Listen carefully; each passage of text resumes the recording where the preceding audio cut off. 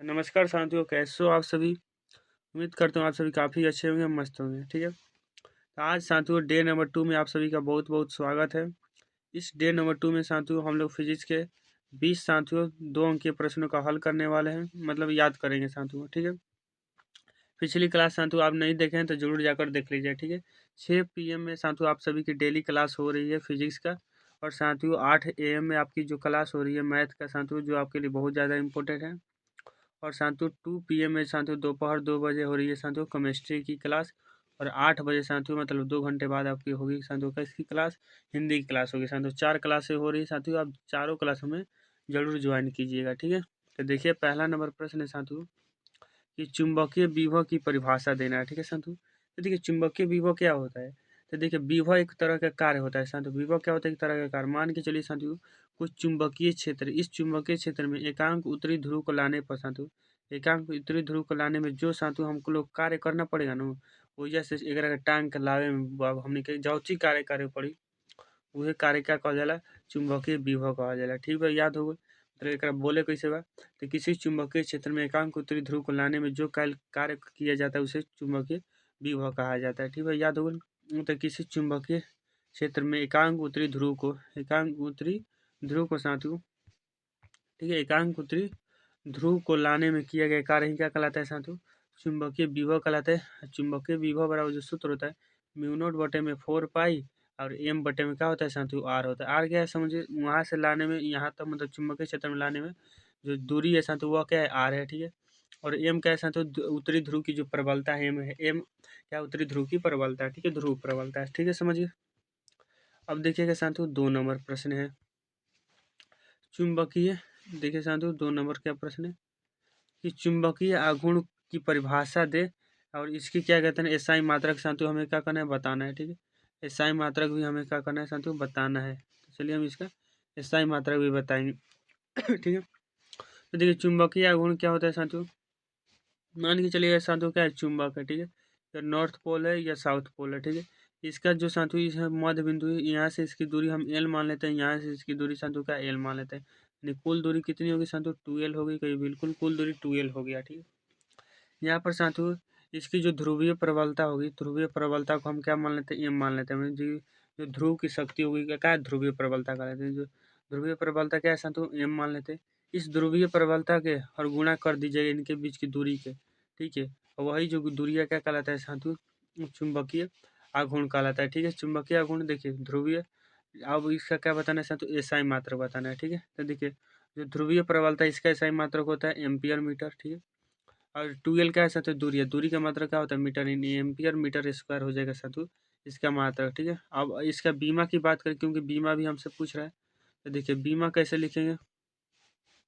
तो देखिए यह ए है साथियों एम्पियर, तो एम्पियर का ये लिखा जाता है ए, और एम क्या है साथियों, दूरी, दूरी का ए लिखा जाता है, ए का स्क्वायर साथियों, यह क्या हो जाएगा, इसका बीमा हो जाएगा। ठीक है साथियों, तो यही यहाँ पर लिखा गया है साथियों, आप सभी पढ़ सकते हैं। ठीक है, और इसका PDF नोट्स भी मिल जाएगा हमारे साथियों व्हाट्सअप चैनल पर, या टेलीग्राम में, या व्हाट्सअप ग्रुप में। ठीक है, ये तीनों जगह पर साथियों आप जाकर ज्वाइन कर लीजिएगा। लिंक साथियों डिस्क्रिप्शन बॉक्स में दिया गया है। ठीक है, टेलीग्राम पर आप जरूर ज्वाइन कर लीजिएगा। ठीक है साथियों, यहाँ पर हमने लिखा है साथियों चुंबकीय शक्ति और लंबाई के गुणनफल इनका कहलाते हैं चुंबकीय आघूर्ण, इसे एम द्वारा लिखा जाता है साथियों। ये याद रखना, इसका एसआई मात्रा यहाँ पर है साथियों, इसका बीमा भी हमने आपको बता ही दिया है। ठीक है, अब देखिए साथियों, अब है अगला प्रश्न। अगला प्रश्न क्या है, 3 नंबर प्रश्न है साथियों चुंबकीय सॉरी साथियों, पृथ्वी के चुंबकीय तत्व क्या है। तो देखिए पृथ्वी के चुंबकीय तत्व क्या होता है, तो पृथ्वी का जो साथियों, पृथ्वी का पूरे स्थान में जो उसके चुंबकीय क्षेत्र पर जो दिशा बताएगा, जो मतलब पृथ्वी है, पृथ्वी के साथियों कोई भी स्थान ले लीजिए, कोई भी स्थान लीजिए, इस स्थान पर जो चुंबकीय क्षेत्र का जो दिशा बताएगा ना, तो वही क्या कहलाता है, चुंबकीय तत्व कहलाता है। वही क्या कहलाता है साथियों, चुंबकीय तत्व कहलाता है। नहीं, याद रखिएगा। तो पृथ्वी के किसी स्थान पर चुंबकीय क्षेत्र तथा दिशा को बताने वाले राशि ही क्या कहलाते हैं साथियों, जो राशि बतलाएगी मतलब जो बताएगा उसी का कहता है पृथ्वी के चुंबकीय तत्व कहलाता है।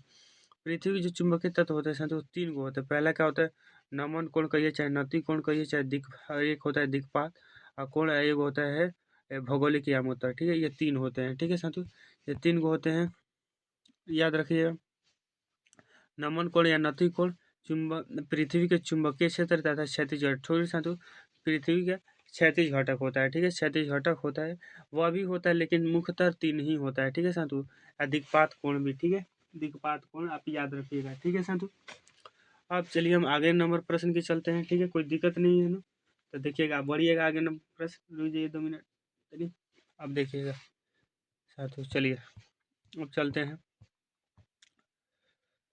देखिए साधु, प्रश्न है 4 नंबर प्रश्न, देखिएगा 4 नंबर प्रश्न साधु, विद्युत चुंबक और अस्थायी चुंबक में अंतर लिखना है। तो साधु यह साधु बहुत कैसे लिखना है, तो देखिएगा यहाँ पर संतु एकदम सही से लकीर पाड़ना है इस तरफ। देखिए विद्युत चुंबक जो होता है संतु यह किसका बना होता है, तो कहीं नरम लोहे का बना होता है, ठीक है, यह नरम लोहे का बना। और अस्थायी चुंबक किसका बना होता है संतु, यह स्टील का बना होता है, ठीक है, यह स्टील का बना होता है।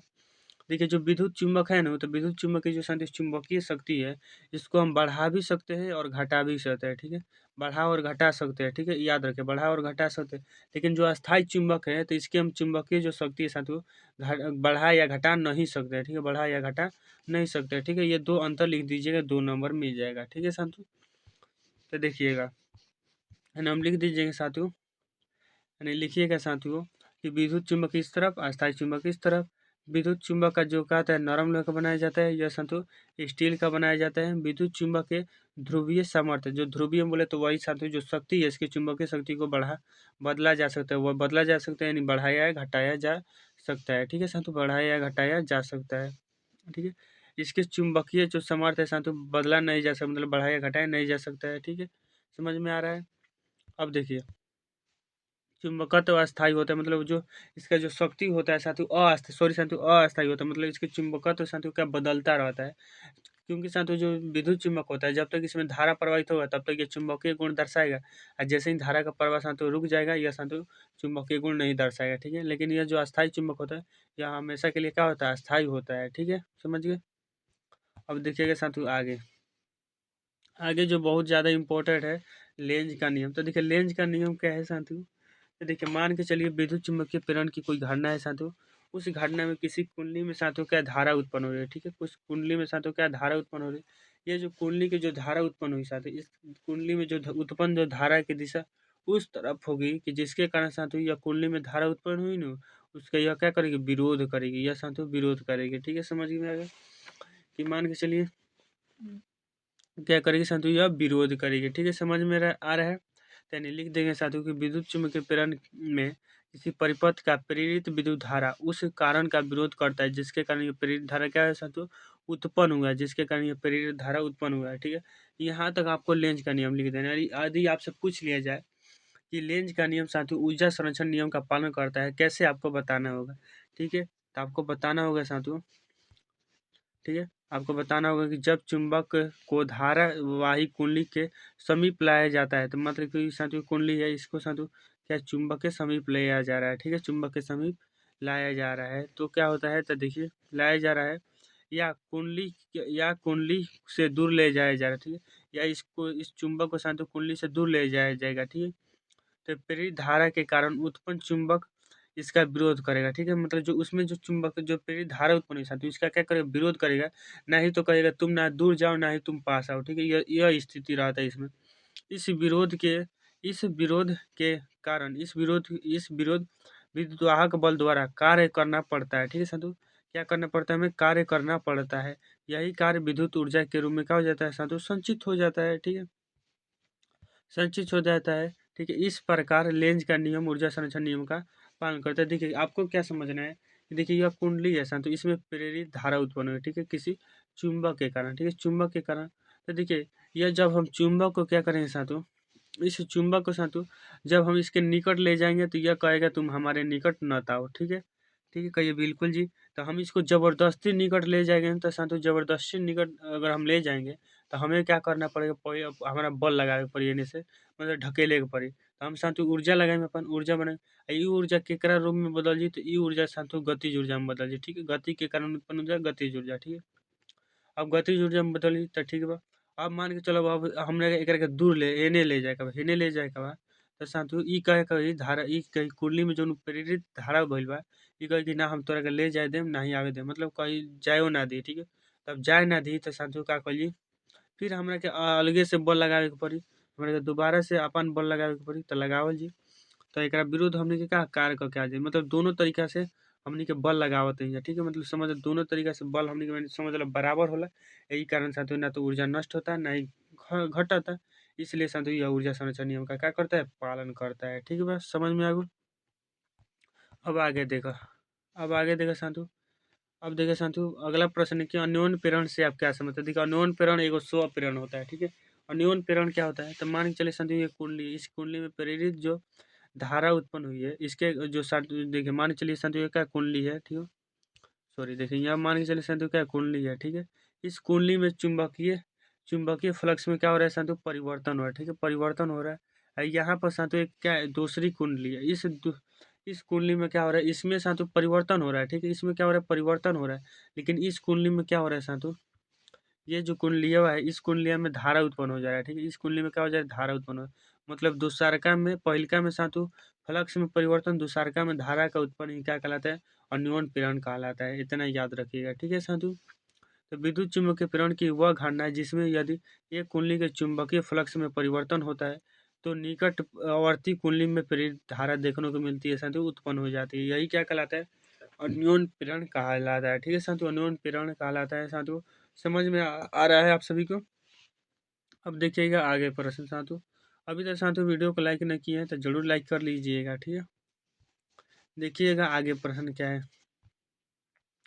आगे साथियों प्रश्न है कि भंवर धारा से आप क्या समझते हैं, इसके दो उपयोगों को लिखना है, ठीक है साथियों। भंवर धारा क्या होता है, तो देखिए भंवर धारा साथियों ट्रांसफार्मर में उत्पन्न होता है, ठीक है। तो देखिए मान के चलिए साथियों क्या यह ट्रांसफार्मर, इस ट्रांसफार्मर में जानते हैं इसके चुंबकीय क्षेत्र में साथियों परिवर्तन होता है, ठीक है। जो चुंबकीय क्षेत्र बी है इसमें क्या होता है साथियों, परिवर्तन, लगातार परिवर्तन होता रहता है। और यह परिवर्तन होने के कारण साथियों क्या होता है, तो प्रेरित धारा उत्पन्न होता है। जो यह धारावा उत्पन्न होता है ना, यही धारावा का नाम दिया है क्या, भंवर धारा, ठीक है। इस नाम भंवर इस धारा का नाम है क्या साथियों, भंवर धारा ही नाम है, ठीक है। इस धारा का नाम क्या दिया गया है, भंवर धारा, मतलब लिख दीजिएगा परिवर्तित चुंबकीय क्षेत्र के कारण उत्पन्न प्रेरित धारा भंवर धारा कहलाती है, ठीक है। क्या कहलाती है साथियों, भंवर धारा कहलाती है, याद रहेगा आप सभी को, ठीक है। तो देखिए जब किसी चालक के भीतरी भीतरी परिवर्तित चुंबकीय क्षेत्र के कारण प्रेरित धारा उत्पन्न होती है तो इसी का कहा जाता है संतु भंवर धारा कहा जाता है, ठीक है। इसको क्या कहा जाता है, भंवर धारा कहा जाता है, ठीक है संतु। अब देखिए इसका उपयोग भी बताना है। तो देखिए इसका उपयोग संतु रेलगाड़ी में किया जाता है, प्रयोगशाला में किया जाता है, ठीक है। समझ में आ गया। इसका उपयोग संतु रेलगाड़ी के चुंबकीय ब्रेक में, ठीक है, मतलब रेलगाड़ी में संतु जो ब्रेक ब्रेक लगाया जाता है उसमें इसका उपयोग किया जाता है। और साथियों प्रेरण जो भट्टी होती है इसमें भी इसका क्या किया जाता है, उपयोग किया जाता है, ठीक है। उम्मीद करता हूँ कि सभी प्रश्न साथियों आपको समझ में आता आ रहा है, ठीक है। तो देखिएगा अब आगे प्रश्न क्या है। आगे साथियों प्रश्न पूछा गया है कि प्रत्यावर्ती धारा परिपथ में प्रतिबाधा एवं प्रतिघात की बताएं, ठीक है साथियों। तो देखिए हम पहले बात करते हैं प्रतिबाधा का, ठीक है साथियों। पहले हम किसका बात करते हैं, प्रतिबाधा। तो देखिए प्रतिबाधा क्या होता है, जानते हैं कि साथियों एसी परिपथ कब होता है, तो एसी परिपथ कहिएगा 7 गो होता है, ठीक है। 7 गो में साथियों का है आर रहता है, एल रहता है और सी रहता है। अगर साथियों इन तीनों में से कोई रहेगा या 2 गो रहे चाहे ये तीनों रहेगा तो उनमें जो साथियों धारा का जो विरोध करता है वह कहलाता है साथियों का प्रतिबाधा, ठीक है। प्रतिबाधा हो गया। अब साथियों हम बात करते हैं किसका, अब सॉरी साथियों प्रतिघात हो गया। अब हम साथ बात करते हैं प्रतिघात, हम तो सही है बोले थे, प्रतिबाधा हो गया। अब प्रतिघात का हम बात करते हैं, ठीक है। अब प्रतिघात का हम बात कर लेते हैं साथियों। तो देखिए प्रतिघात क्या होता है, तो देखिए एसी परिपथ कब होता है, कोई 7 गो जी होता है। और मान चलिए उस सातों में से खाली कोनो में एल है या तो साथियों सी है, या तो खाली एल है या तो सी है या तो दोनों है, ठीक है। तो इनमें जो साथियों धारा का जो विरोध करेगा उसे क्या कहा जाता है, प्रतिघात कहा जाता है, प्रतिघात कहा जाता है। इन दोनों का जो मात्रक होता है पूछा जाता है, प्रतिबाधा और प्रतिघात का मात्रक क्या होता है, तो ओम होता है, ठीक है। क्या होता है साथियों, ओम होता है, याद रखना है आप सभी को, ठीक है। तो देखिएगा लिखेंगे कि ठीक है, नहीं लिखेंगे साथियों कि प्रतिबाधा प्रत्यवर्ती परिपथ में प्रतिरोध प्रेरकत्व या संधारित्र के द्वारा धारा के मार्ग में उत्पन्न बाधा ही क्या कहलाती है साथियों, प्रतिबाधा कहलाती है, ठीक। उत्पन्न बाधा प्रतिबाधा कहलाती है। प्रतिबाधा को साथियों जेड से सूचित किया जाता है और प्रतिबाधा का जो ईसाई मात्रक होता है क्या होता है साथियों, ओम होता है, याद रखना है। प्रतिघात, अब देखिए साथियों तो प्रत्यावर्ती परिपथ के प्रेरक या तो के प्रेरक या प्रेरक बोले तो प्रेरकत्व, ठीक है, या तो केवल संधारित्र बोले तो सी के द्वारा धारा के मार्ग में जो उत्पन्न बाधा है साधु वह क्या कहलाता है? प्रतिघात कहलाता है। ठीक है, क्या कहलाता है? प्रतिघात कहलाता है। ठीक है साधु, समझ में आ गया? तो देखिए अब आगे प्रश्न क्या है। ठीक है, आगे साधु प्रश्न है धारतीय प्रतिघात किसे कहा जाता है? धारतीय बोले तो धारिता बोले तो सी, और मान चलिए कोई भी प्रत्यावर्ती परिपथ उसमें साधु केवल धारिता लगा है तो धारिता जो साधु विरोध करेगा धारा का तो वही क्या धारतीय प्रतिघात कहलाएगा। ठीक है, इससे एक सी से लिखा जाता है, एक सी बराबर सूत्र होता है 1/में ओमेगा सी। ठीक है साधु, 1/में ओमेगा सी। यानी जब प्रत्यावर्ती परिपथ में संधारित्र लगा हो तो प्रत्यावर्ती परिपथ में उत्पन्न धारा को साथियों का प्रतिघात का उत्पन्न साथियों ये उत्पन्न यहाँ पर बाधा लिखा है, उत्पन्न बाधा क्या कहलाता है? धारतीय प्रतिघात कहलाता है। धारतीय प्रतिघात कहलाता है, याद रहेगा आप सभी को। धारतीय प्रतिघात क्या है साथियों? एक्सेसी को सूचित किया जाता है और एक्सी बराबर साथियों हमने फॉर्मूला आपको बता ही दिया है। ठीक है, और साथियों यहाँ पर नोट पॉइंट जो साथियों है जो आपके एग्जाम में पूछा जाता है, दिष्ट धारा के लिए जो धारतीय प्रतिघात होता है क्या होता है? शून्य होता है, क्योंकि साथियों इसमें ओमेगा का मान जो होता है साथियों शून्य होता है, इसलिए साथियों नीचे जीरो इसलिए जीरो। अब देखिए अगला प्रश्न है साथियों ट्रांसफार्मर क्या है? ट्रांसफार्मर क्या है और इसके साथ अनुपात को बताना है। तो देखिए समझिएगा ट्रांसफार्मर। तो देखिए साथियों ट्रांसफार्मर क्या होता है? ये साथियों जो कम वोल्टेज है ना, कम वोल्टेज को साथियों कम जो वोल्टेज है, कम वोल्टेज को यह क्या करता है साथियों? ज़्यादा करता है, मतलब जो प्रत्यावर्ती धारा का मान को यह बढ़ाता है या घटाता है, इतना याद रखिएगा। ये कम वोल्टेज को उच्च वोल्टेज में, उच्च वोल्टेज को कम वोल्टेज में। ठीक है, और ट्रांसफार्मर कितने प्रकार के होते हैं? तो कहिएगा 2 प्रकार के होते हैं जी। कौन कौन? तो देखिए पहला होता है ऊंचाई ट्रांसफार्मर। ऊंचाई तो देखिए इसके नाम में है ऊंचाई, ऊंचाई मतलब क्या होला? बढ़ाना, यानी कम वोल्टेज को क्या कर देगा? उच्च वोल्टेज में कर देगा। ठीक है, एक होता है अपचय। अपचय मतलब क्या होता है तो घटाना, यानी जो ज़्यादा के क्या मतलब उच्च वोल्टेज को कम वोल्टेज में कर देगा। ठीक है, उसके साथ क्या कहा जाता है? अपचय ट्रांसफार्मर कहा जाता है। ठीक है, याद रहेगा आप सभी को, यानी हम लिख देंगे ट्रांसफार्मर क्या है, यानी साथियों हो जाएगा जब वह विद्युतीय उपकरण जो उच्च वोल्टेज तथा निम्न वोल्टेज को उच्च वोल्टेज में क्या बदल देता है, उसे क्या कहा जाता है? ट्रांसफार्मर कहा जाता है। ठीक है, ट्रांसफार्मर का अनुपात क्या हो जाता है जी? तो देखिए ट्रांसफार्मर के दूसरे कुंडली में साथियों फेरों की संख्या, ट्रांसफार्मर के दूसरे कुंडली फेरों की संख्या में NS मान लेते हैं, और मतलब सेकेंडरी और प्राथमिक कुंडली में जो फेरों की संख्या यानी प्राइमरी, उसमें जो लपेटों की जो संख्या होती है अनुपात को इनका कहा जाता है ट्रांसफार्मर का अनुपात कहा जाता है। ठीक है साधु, समझ में आ गया? यहाँ पर साधु हमने लिख दिया है कि ट्रांसफार्मर के द्वितीय कुंडली में फेरों की संख्या तथा पहले कुंडली में फेरों की संख्या के अनुपात को क्या कहा जाता है साथियों? ट्रांसफार्मर का अनुपात कहा जाता है। ठीक है, ट्रांसफार्मर का अनुपात कहा जाता है, याद रख हो जाएगा आप सभी को। इस तरह से साथियों हम इसका दिखा सकते हैं। ठीक है, ट्रांसफार्मर का हम दिखा सकते हैं द्वितीय कुंडली फेरों की संख्या, ठीक है, प्राथमिक कुंडली फेरों की संख्या के अनुपात को ही क्या कहा जाता है? उसे ही क्या कहा जाता है साथियों? यहाँ पर साथियों सूत्र जो लिखा गया है गलती लिखा गया है। ठीक है, यानी R बराबर यहाँ पर होना चाहिए NS बटे में NP। ठीक है साथियों, NS बटे में क्या होना चाहिए? NP होना चाहिए। ठीक है, याद रहेगा, ये गलत है। अब देखिए साथियों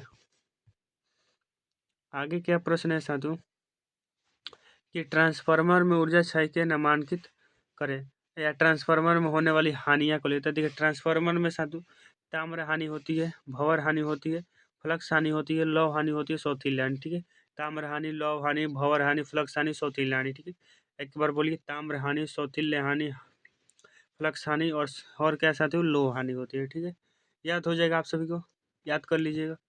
अब देखिए साथियों अगला प्रश्न है साथियों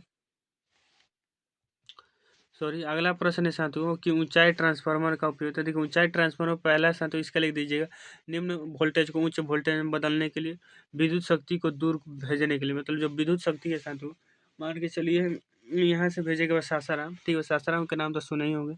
ठीक है, मतलब पटना भेजेगा, समझ ना, पटना भेजेगा तो एक खातिर केकरा यूज करिए तो ऊंचाई ट्रांसफार्मर की यूज करिए, मतलब बहुत दूर दूर पे, और वेल्डिंग करने में भी इसका उपयोग किया जाता है। ठीक है, अब देखा साथियों अगला प्रश्न क्या हुआ। विद्युत चुंबकीय तरंगे क्या है, ठीक है, क्या है, इनके दो गुणों को लिखे। तो देखिए विद्युत चुंबकीय तरंग क्या होती है साथियों। तो देखिए मान के चलिए साथियों, जो परिवर्तित जो विद्युतीय क्षेत्र है और चुंबकीय क्षेत्र, इन दोनों के कारण साथियों जो लंबवत हो जाएगा, विद्युतीय क्षेत्र और चुंबकीय क्षेत्र का जो लंबवत हो जाएगा, इनमें जो साथियों इन लंबवत होने पर जो तरंग उत्पन्न होगा वही तरंग क्या कहलाता है, विद्युत चुंबकीय तरंग कहलाता है। ये साथियों क्या होता है, ये तरंग जो होती है अनुप्रस्थ तरंग होती है और ये तरंग साथियों उदासीन होती है, मतलब इसमें कोई भी आवेश नहीं होता है, ठीक है। यह तरंग क्या होती है साथियों, उदासीन होती है, याद रखिएगा आप सभी। यानी समय के साथ परिवर्तनशील विद्युतीय तथा चुंबकीय क्षेत्र जो एक दूसरे के लंबवत हो तो उससे उत्पन्न जो साथियों तरंगे होती है क्या कहलाती है, विद्युत चुंबकीय तरंग कहलाते हैं, ठीक है साथियों। क्या कहलाती है, विद्युत चुंबकीय तरंग कहलाती है, याद रहेगा आप सभी को। लिख देंगे विद्युत चुंबकीय तरंगे के मुख्य गुण, ये साथियों क्या होते हैं, उदासीन होते हैं और विद्युत चुंबकीय तरंगे अनुप्रस्थ तरंगे होती है, ठीक है, याद रहेगा आप सभी को। तो देखिएगा अब अगला प्रश्न क्या है साथियों। अब अगला प्रश्न पूछा गया है कि एक्स किरण तथा अवरक्त किरण के दो दो उपयोगिता, मतलब दो दो उपयोग, मतलब एक्स किरण से साथियों जानते हैं, पहला इसका साथियों हड्डियों, टूटी हुई हड्डियों को जांच करने में किया जाता है, ठीक है, और रेडियोथेरेपी में, ठीक है, यानी शल्य चिकित्सक में टूटी हुई हड्डियों को पता लगाने में, और इसका उपयोग साथियों कहाँ किया जाता है, रेडियोथेरेपी में किया जाता है, एक्स किरण का उपयोग, ठीक है, एक्स किरण का उपयोग किया जाता है, याद रहेगा। अब देखिए अवरक्त किरण का उपयोग कहाँ जाते हैं, तो जो साथियों जो हमारा जो टीवी का साथियों रिमोट होता है, टीवी का जो साथियों रिमोट होता है, इसमें इसका उपयोग किया जाता है, और पेड़ पौधों में साथियों भी इसका उपयोग किया जाता है, मतलब ग्रीन हाउस में साथियों, समझ गए। नहीं लिख दीजिएगा साथियों कहाँ पर, तो टीवी के रिमोट संचायक में, और पेड़ पौधों के जो पौधे होते हैं साथियों उनमें ग्रीन हाउस में किया जाता है इसका उपयोग, ठीक बा। अब देखिए कि अगला प्रश्न क्या है। अगला प्रश्न है साथियों, अगला प्रश्न है कि क्रांति कोण तथा अपवर्तनांक में संबंध होता है। देखिए क्रांति कोण बोले तो क्या होता है, तो वह आपतन कोण जिसके लिए सघन, जिसके लिए सघन में, जिसके कारण साथियों, जिसके कारण क्या होता है परिभाषा कि वह आपतन कोण जिसके लिए विरल माध्यम में जो संगत अपवर्तन कोण का मान कितना होता है साथियों, 90 डिग्री होता है। अपवर्तन कोण बोले तो क्या साथियों, आर के मान कितना हो गया साथियों, 90 डिग्री, ठीक है, आर का मान कितना गया साथियों, 90 डिग्री हो गया, कहीं बिल्कुल जी हो गया। अब देखिए अपवर्तनांक बोले तो साथियों क्या, म्यू म्यू होता है। स्नेल के यदि नियम से साथियों हम चलें, स्नेल का नियम होता है साइन आई बटे में साइन आर, ठीक है, कहीं बिल्कुल जी होता है। साइन आर बराबर क्या होता है, म्यू टू बटे में क्या होता है साथियों, म्यू वन होता है, कहीं बिल्कुल जी। अब देखिए साइन आई, देखिए यहाँ पर साथियों, यहाँ पर साथियों आर का मान कितना है साथियों, आर का मान 90 डिग्री, तो हम 90 डिग्री यहाँ पर रख देंगे, ठीक है, तो 90 डिग्री रख देंगे। देखिए क्या क्या मिल जाएगा हम लोगों का, यानी साइन आई मिल जाएगा साथियों 90 डिग्री, मतलब साइन यहाँ पर रख देंगे साइन 90 डिग्री, ठीक है, साइन 90 डिग्री हो जाएगा साथियों। यहाँ पर हम लिख देंगे म्यू टू बटे में क्या लिख देंगे, म्यू वन लिख देंगे, तो ये बिल्कुल जी हम यहाँ तक हम लिख सकते हैं, ठीक है। अब देखिएगा साथियों ध्यान से, अब हमें क्या करना पड़ेगा, यहाँ पर काटना पड़ेगा। देखिए यहाँ से हम एक बार समझा रहे हैं, यहाँ पर जो साइन साथियों 90 है, यहाँ पर साइन 90 की जगह यहाँ पर हम क्या लिख सकते हैं, एक लिख सकते हैं, क्योंकि साइन 90 डिग्री का मान एक होता है। अब इसको साथ हम क्या करेंगे, तिरछा तिरछी गुणा कराएंगे, ठीक है, तिरछा तिरछी गुणा भी कराएंगे, यानी देखिए हम कैसे लिखते हैं।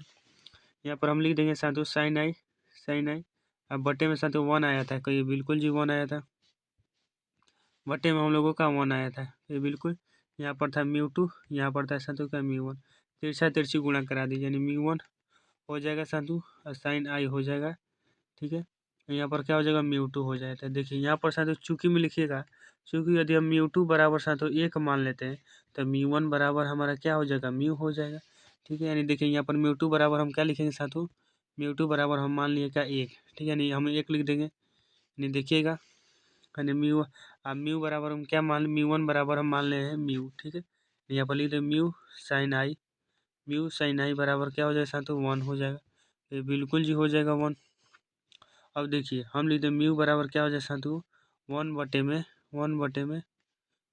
हम क्या लिख सकते हैं, 1 बटे में साइन आई लिख सकते हैं, ठीक है, 1 बटे में साइन आई, यही जो होता है साथियों, यही तो होता है, यही होता है साथियों संबंध, ठीक है, समझ में आएगा, यही संबंध होता है, यही संबंध होता है इसके बीच साथियों। उम्मीद करता हूँ आपको समझ में आ गया साथियों, हमने मोबाइल स्क्रीन पर सॉल्व किया है, इसके कारण आपको थोड़ा सा तकलीफ जरूर हुआ होगा, ठीक है साथियों, लेकिन मैंने पूरा समझाने का प्रयास किया है, ठीक है। यही संबंध होता है। यहाँ पर साथियों हमने आपको सिद्ध करके भी दिखा दिया है, यहाँ पर देख लीजिएगा। जब आपको साथियों नोट्स मिलेगा आप अच्छे तरीके से पढ़ लीजिएगा, ठीक है। अब देखिए साथियों क्या है साथियों, क्रांति कोण की परिभाषा लिखे और तथा प्रकाश के पूर्ण आंतरिक परावर्तन के शर्तों को लिखे। तो देखिए क्रांति कोण क्या होता है साथियों, तो क्रांति कोण का परिभाषा तो हमने पीछे ही बताया दिया था। तो सघन माध्यम में वह आपतन कोण जिसके लिए जो अपवर्तन कोण का मान क्या होता है साथियों 90 डिग्री होता है, जिसके लिए अपवर्तन कोण का मान कितना होता है साथियों 90 डिग्री होता है, ठीक है। यानी क्रांति कोण तो सघन माध्यम में वह आपतन कोण जिसके लिए संगत विरल माध्यम में जो अपवर्तन कोण का मान कितना होता है साथियों 90 डिग्री होता है, ठीक है। क्रांति कोण कहलाता है। अब देखिए साथियों अब क्या बताना है, प्रकाश के पूर्ण आंतरिक परिवर्तन की शर्तें बताएं। तो पूर्ण आंतरिक परिवर्तन क्या होता है, तो जब क्रांति कोण का मान साथियों 90 डिग्री से ज़्यादा हो जाएगा ना तो वह घटना कहलाती है पूर्ण आंतरिक परिवर्तन, ठीक है। अब एक साथियों क्या है, इसका शर्त क्या है, तो पहले का शर्त है साथियों जो क्रांति का कोण का मान साथियों 90 डिग्री से ज़्यादा होना चाहिए पहला ही परिभाषा से। दूसरा का जो नंबर शर्त है साथियों, जो प्रकाश की किरण है साथियों सघन माध्यम से विरल माध्यम में जाना चाहिए। सघन माध्यम से किस माध्यम में जाना चाहिए बाबू लोगों, तो विरल माध्यम में हम लोगों का जाना चाहिए, ठीक है। विरल माध्यम में जाना चाहिए। तो अब देखा जाए अगला प्रश्न, ठीक है। वही यहाँ पर हमने लिखा भी है। यहाँ पर पारदर्शी माध्यम और क्रांति कोण का मान यहाँ पर दे दिया। पानी के लिए क्रांति कोण का मान और क्राउन कांच के लिए क्रांति कोण का मान, फिल्टर कांच के लिए क्रांति कोण का मान और हीरा के लिए क्रांति कोण का मान, ठीक है। तो साथियों आज की क्लास कैसी लगी, क्लास अच्छी लगी तो साथियों वीडियो को लाइक कीजिएगा और चैनल को सब्सक्राइब कर लीजिएगा, ठीक है। क्योंकि आज की क्लास में इतना ही प्रश्न था, नेक्स्ट क्लास में हम और प्रश्नों का हल करेंगे, ठीक है साथियों। धन्यवाद।